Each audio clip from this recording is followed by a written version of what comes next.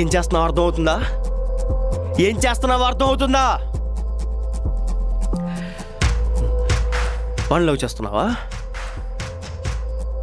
వాడిని లవ్ చేస్తున్నావా? అడుగుతుంది నిన్నే, చెప్పు.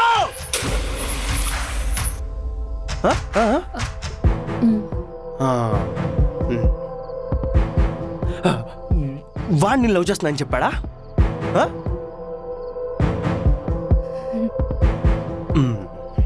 చెప్తాడు చెప్తాడు చెప్తాడు.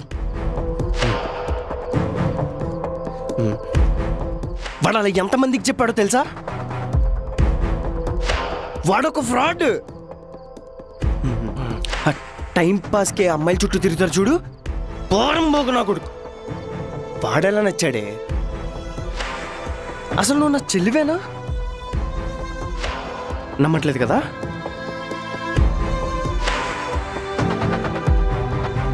నన్ను నమ్మకపోతే వెళ్ళి వాడిని అడుగు,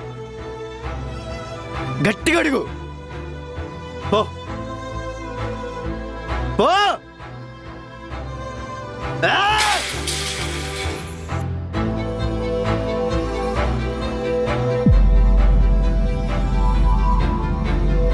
మా అన్నయ్య చెప్పింది అబద్ధం కదా? అంటే ఆర్తి, అందులో సగం నిజం ఉంది, సగం అబద్ధం ఉంది.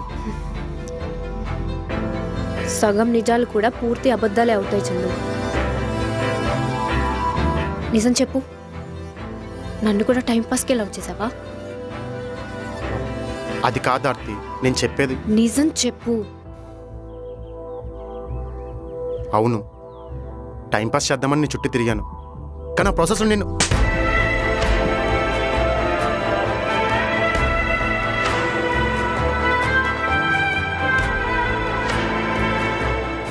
నేను టైంపాస్ చేసిన అమ్మాయిలందరూ వదిలేసి వెళ్ళిపోయినప్పుడు కూడా నాకు అంత బాధ అనిపించలేదు.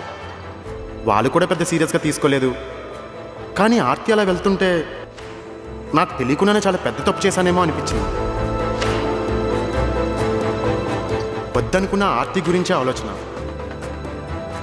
ఎందుకంత ఆలోచించాను?